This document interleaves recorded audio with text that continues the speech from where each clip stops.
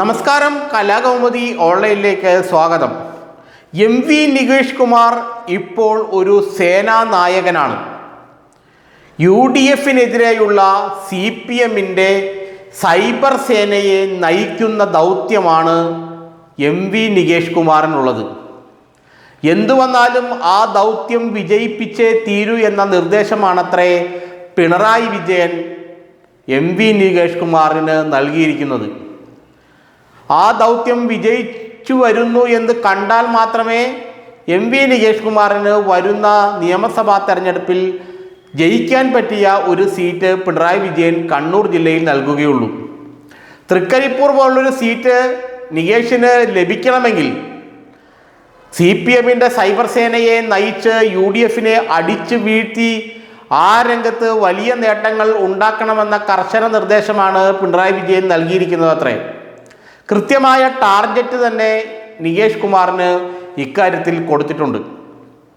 പ്രതിപക്ഷ നേതാവ് VD സതീശനും പ്രതിപക്ഷത്തെ മറ്റു പ്രമുഖ നേതാക്കൾക്കെതിരെയും അതിശക്തമായ ക്യാമ്പയിനിങ്ങിന് തുടക്കമിടാനാണ് MV നികേഷ് കുമാറിനോട് പിണറായി നൽകിയിരിക്കുന്ന നിർദ്ദേശം. CPMന്റെ സൈബർ സേനയാകെ നികേഷിൻ്റെ കൈപ്പിടിയിലാണെന്നാണ് സംസാരം. അവിടെ നികേഷ് തീരുമാനിക്കുന്ന കാര്യങ്ങൾ കൃത്യമായി ചെയ്ത് ഫലിപ്പിക്കാൻ പറ്റിയ സൈബർ സേനാംഗങ്ങളും ഉണ്ട്. രണ്ട് പ്രമുഖ ചാനലുകളെ, മലയാളത്തിലെ രണ്ട് പ്രമുഖ ചാനലുകൾ, അതിലൊരു ചാനൽ MV നികേഷ് കുമാർ നേരത്തെ നയിച്ചിരുന്ന ചാനലാണ്. മറ്റൊരു ചാനൽ CPM സഹയാത്രികരെ കൊണ്ട് സമ്പന്നമാണ്. ഈ രണ്ട് ചാനലിനെയും CPMനായി ഏറെക്കുറെ നികേഷ് കുമാർ വിലക്കെടുത്തു കഴിഞ്ഞു എന്നാണ് നമ്മൾക്ക് മനസ്സിലാക്കാൻ കഴിയുന്നത്. നിരന്തരമായി UDFനെതിരെ വാർത്താ മാധ്യമങ്ങളിലൂടെ ആക്രമണം നടത്തുക, ഒരു മീഡിയ എക്സ്പ്ലോഷൻ എഗൻസ്റ്റ് UDF എന്നതാണത്രേ ഈ യുദ്ധത്തിൻ്റെ പേര്. ഓപ്പറേഷൻ UDFൽ ഉന്നം വയ്ക്കാത്ത നേതാക്കൾ ആരുമില്ല. VD സതീശൻ, രമേശ് ചെന്നിത്തല, രാഹുൽ മാങ്കൂട്ടത്തിൽ, KC വേണുഗോപാൽ തുടങ്ങി ഏറെക്കുറെ UDFൻ്റെ നേതാക്കളെല്ലാവരെയും കൃത്യമായി ഉന്നം വച്ചുകൊണ്ടുള്ള നീക്കമാണ് ഈ സൈബർ സേന നടത്തുന്നത്. ഷാഫി പറമ്പിലിനെയും രാഹുൽ മാങ്കൂട്ടത്തലിനെയും അപ്രതീക്ഷിതമായി വീഴ്ത്തിക്കളയാൻ ഈ സൈബർ സേനയ്ക്ക് ഒരു പരിധി വരെ സാധിച്ചു. എന്നാൽ അത് പൂർണ്ണമായിട്ടില്ല.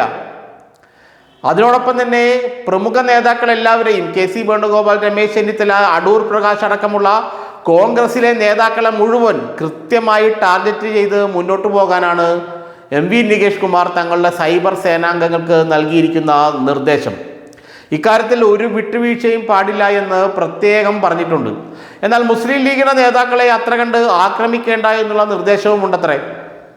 പ്രത്യേകിച്ച് PK കുഞ്ഞാലിക്കുട്ടിക്കെതിരെ കാര്യമായ ഒരു ആക്രമണവും CPMന്റെ സൈബർ സേനകളുടെ ഭാഗത്ത് നിന്ന് ഉണ്ടാകരുത് എന്ന നിർദ്ദേശമാണ് നൽകിയിരിക്കുന്നത്. കാരണം തങ്ങൾക്ക് എപ്പോഴും വേണ്ടപ്പെട്ടയാളാണ്, പ്രത്യേകിച്ച് പിണറായി വിജയന് എപ്പോഴും വേണ്ടപ്പെട്ടയാളാണ് കുഞ്ഞാലിക്കുട്ടി എന്നുള്ളത് കൊണ്ട് ഒരു കാരണവശാലും അദ്ദേഹത്തിനും മറ്റ് ലീഗ് നേതാക്കൾക്കുമെതിരെ സൈബർ ആക്രമണങ്ങൾ ഉണ്ടാകാൻ പാടില്ല. അതേസമയം MK മുനീർ, KM ഷാജി തുടങ്ങിയ ലീഗ് നേതാക്കൾക്കെതിരെ ശക്തമായ നീക്കങ്ങൾ CPM സൈബർ സേനകളുടെ ഭാഗത്തു നിന്ന് ഉണ്ടാകുകയും വേണമെന്ന നിർദ്ദേശമാണ് നൽകിയിരിക്കുന്നത്.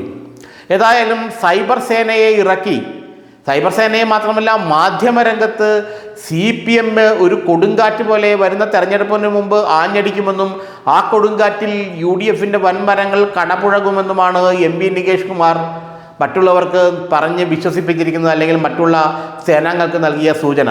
അതുകൊണ്ടാണ് രാഹുൽ മാങ്കൂട്ടത്തിൻ്റെ വിഷയമൊക്കെ ചില ചാനലുകൾ ഇത്രയേറെ ആഘോഷിക്കുന്നതും ഓരോ ദിവസവും പുതിയ കണ്ടെത്തലുകളായി മുന്നോട്ട് വരുന്നതും.